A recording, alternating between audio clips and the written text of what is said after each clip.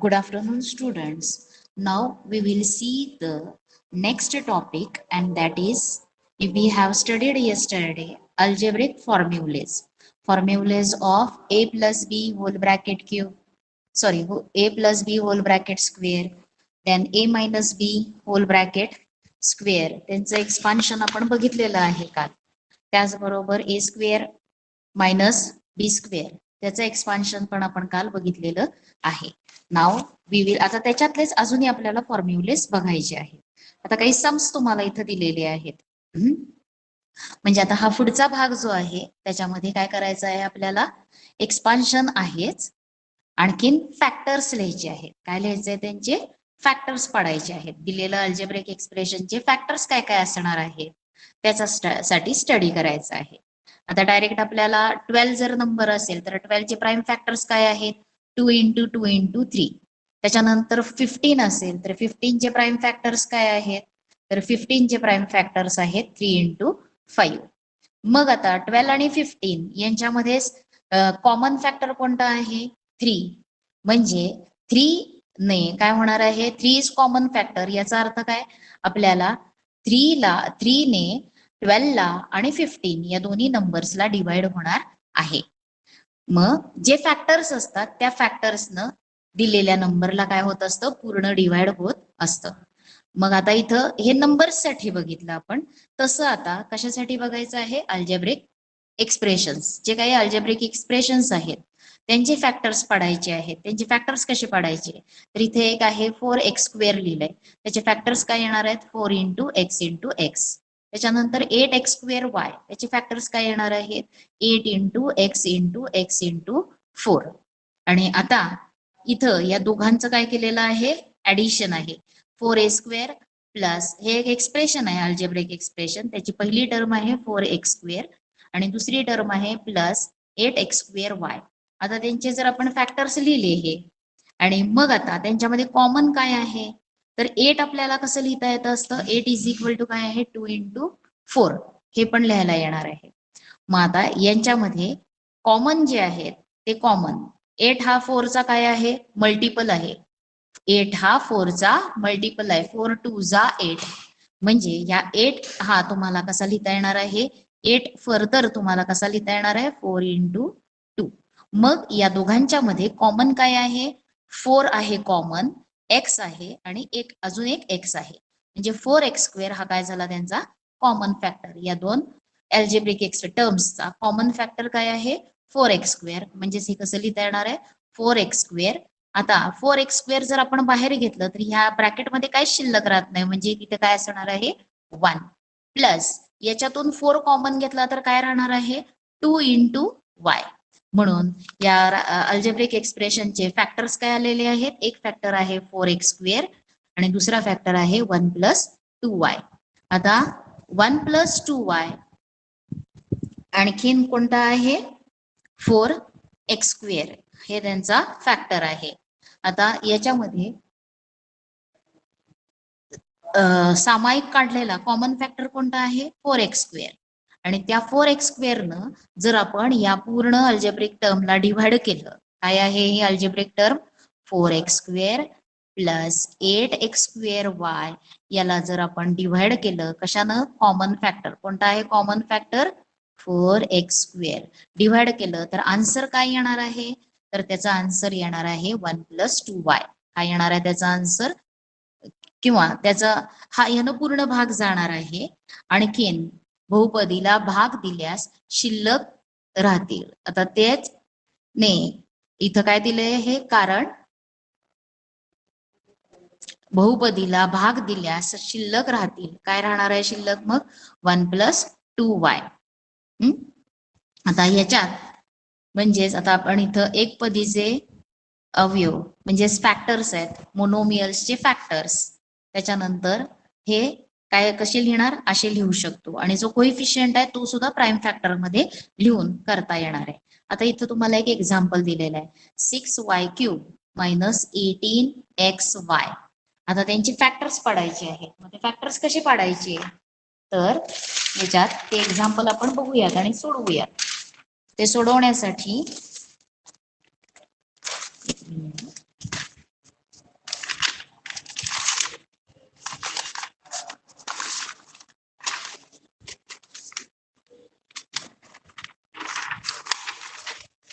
कसं सॉल्व्ह करायचंय ते फक्त आपण बघूयात. आता तुम्हाला काय दिलेलं आहे, फॅक्टर्स. कोणाचे फॅक्टर्स काढायचे आहेत? राईट द फॅक्टर्स ऑफ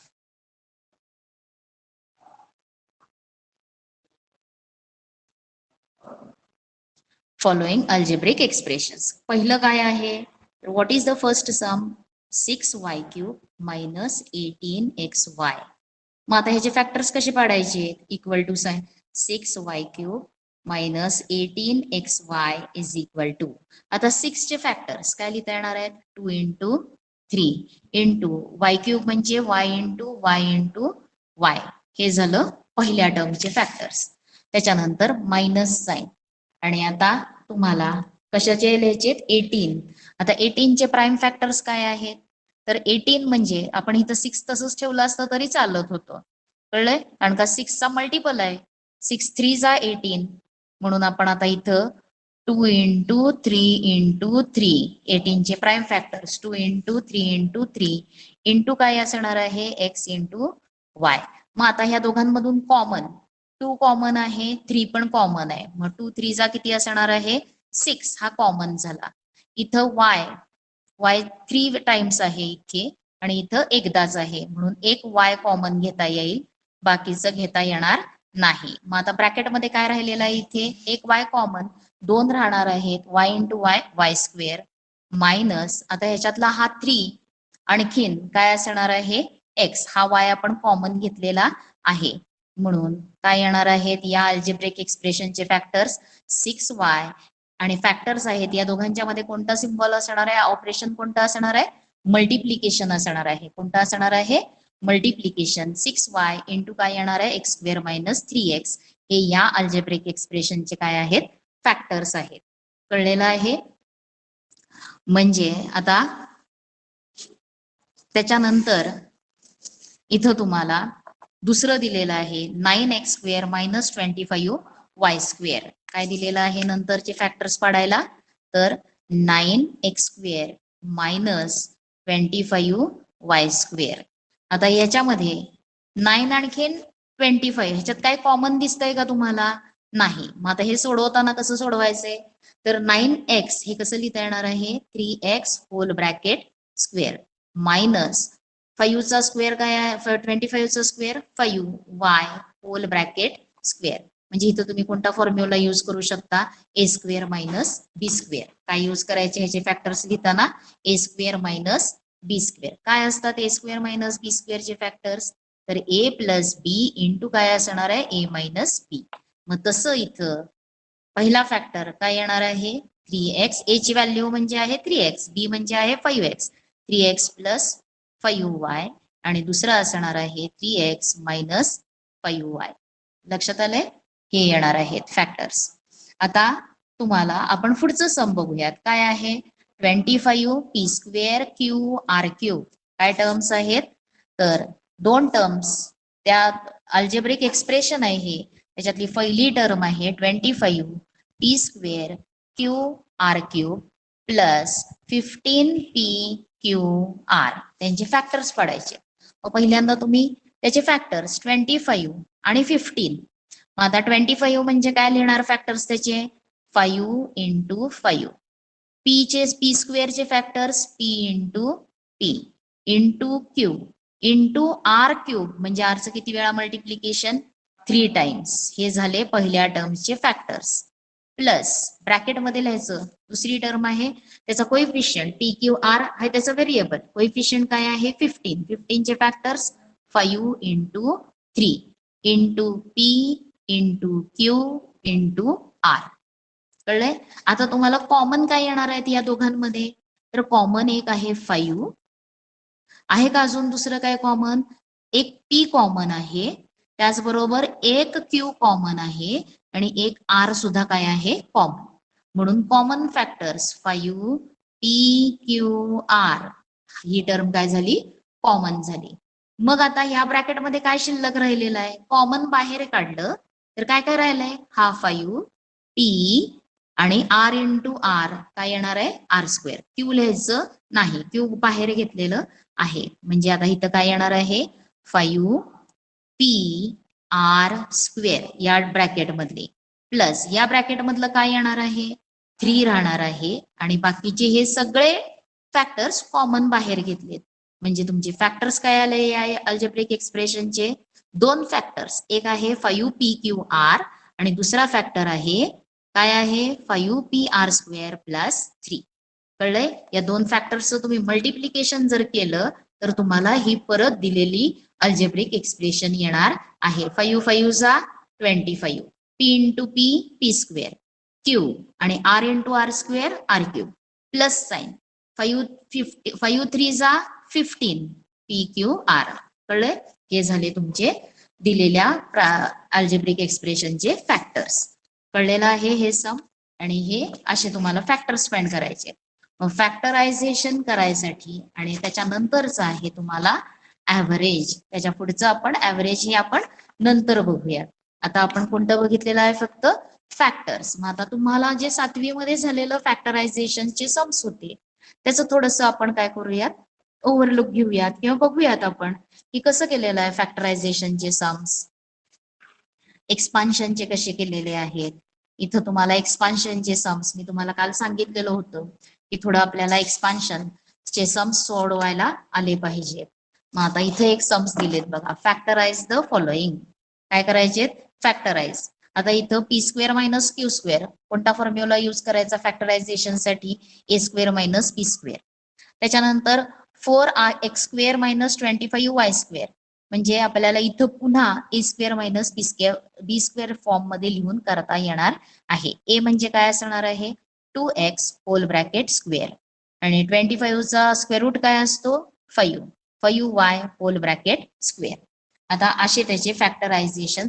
करता येणार आहेत आता आपण आणखीन एक सम बघूयात फॅक्टरायझेशनचं आणि कोणतं आहे तर तुम्हाला फॅक्टर्स विचारलेले असतील समजा आपण अजूनही एक सम घेऊयात 3a² - 27b² कोणतं सम घेतलेलं आहे सॉल्व्ह करायला 3x² - 27b² आता हे फॅक्टर्स पाडायचे तुम्हाला फॅक्टराइज करायचे मग आता 3 काय आता इथं a² आहे b² आहे पण त्यांचे कोइफिशियंट 3 आणि 27 परफेक्ट स्क्वेअर नंबर आहेत का ते पूर्ण वर्ग संख्या आहे का नाही मग या दोघांच्या मधून 3 कॉमन घेतलं तुम्ही 3 कॉमन घेतलं तर ब्रॅकेट मध्ये काय राहणार आहे इथे येणार आहे a² मायनस आता ज्या वेळेस आपण कॉमन घेतो म्हणजेच इथं काय करतो त्या नंबर या टर्मला पूर्ण त्या कॉमन न डिव्हाइड करतो 27 ला 3 न डिव्हाइड केलं तर किती मिळणार आहे तुम्हाला 27 डिवायडेड बाय 3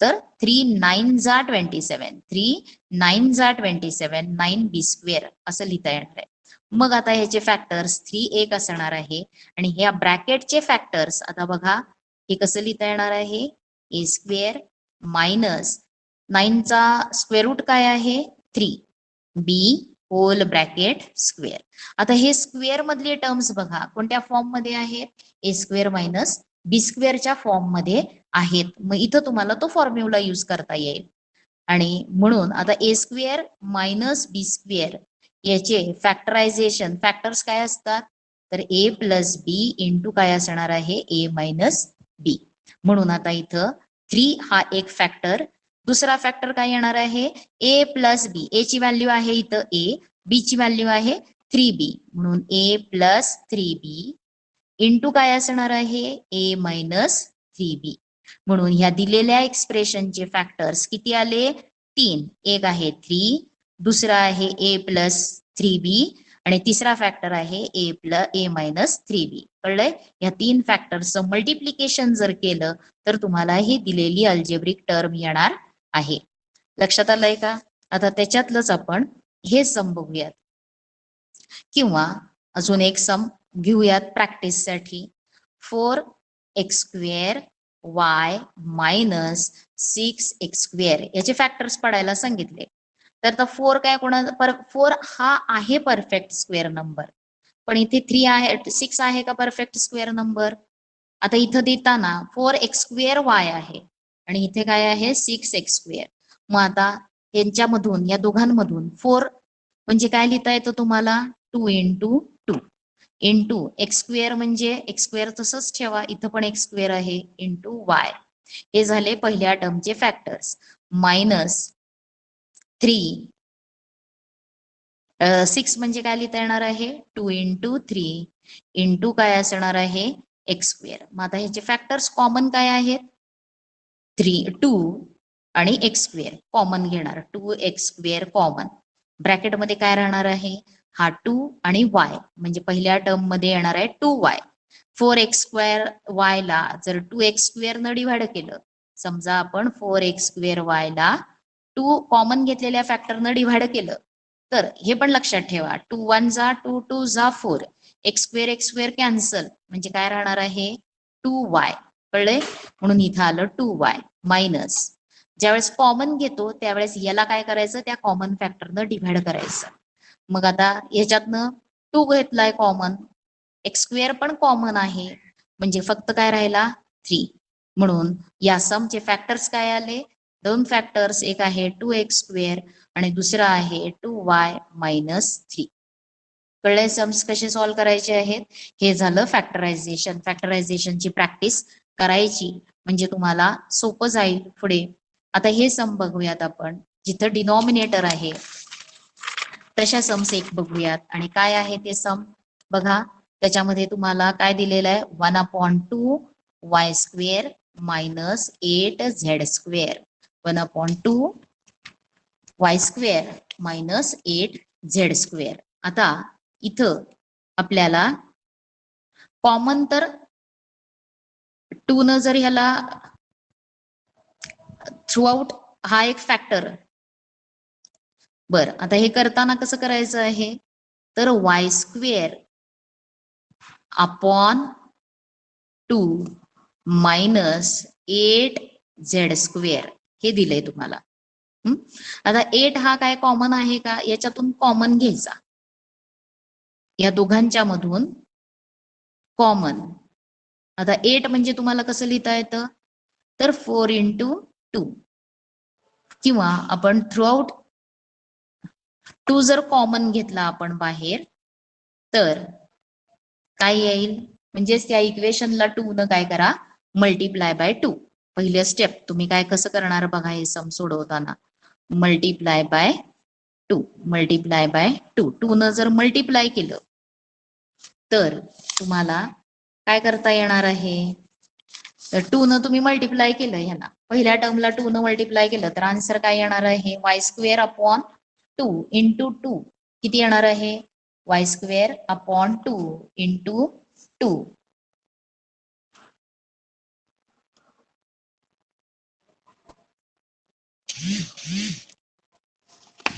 बघूयात मग किती येईल ते 2 काय होणार आहे कॅन्सल होणार आहे. 50 ते 2 काय होणार आहे कॅन्सल होईल. आणखीन मग तुम्हाला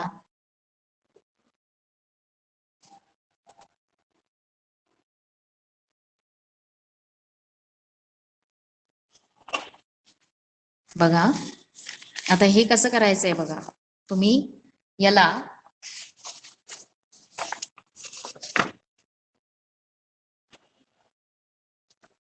वन अपॉन 2 तुम्हाला दिलेलं सम आहे 1/2 y square minus 8z square.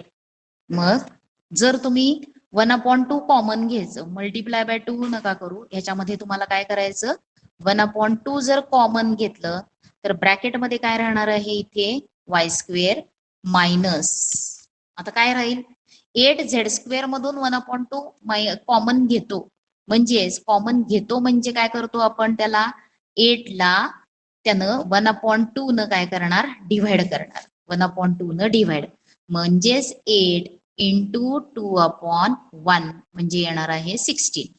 कळलंय? म्हणून इथे येणार आहे 16z स्क्वेअर. हे सम लक्षात घ्या कसं कराय केलंय.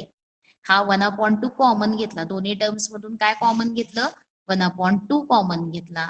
मग पहिल्यामध्ये राहिलं फक्त y स्क्वेअर मायनस दुसऱ्या टर्म मधून आपण 1/2 कॉमन घेतो म्हणजेच काय इथं 8 आलं पाहिजे आणि जर 2 कॉमन घ्यायचं झालं तर काय करायचं त्या 8 ला 2 न गुणायचं म्हणजे किती येणार आहे 16. बघा 2 कॉमन घ्यायचंय 1/2 कॉमन घ्यायचे म्हटल्यावरतीच 8 ला कशानं मल्टिप्लाय करायचं, 2 न मल्टिप्लाय करायचं, म्हणजे येणार आहे 16. आता बघा, ही तुमचा एक फॅक्टर 1/2 1 फॅक्टर. आणि आता तुम्हाला ब्रॅकेटमध्ये कसं लिहिता येतं बघा, ब्रॅकेटमध्ये y whole bracket square minus 16 हा आता परफेक्ट स्क्वेअर नंबर आहे, कोणाचा आहे, 4z स्क्वेअर. आणि मग आता तुम्ही कोणता फॉर्म्युला यूज करू शकता, तर युझिंग ए स्क्वेअर मायनस बी स्क्वेअर. काय फॉर्म्युला आहे, ए प्लस बी इंटू ए मायनस बी. आणि मग आता तुमचे फॅक्टर्स 1/2 असणार आहे. दुसरा फॅक्टर ए ची व्हॅल्यू काय आहे, y, आणि बी ची व्हॅल्यू काय आहे, तर 4z, y प्लस 4z. आणि दुसरा फॅक्टर येणार आहे y मायनस 4z. कळलंय कसं केलेलं आहे हे सम.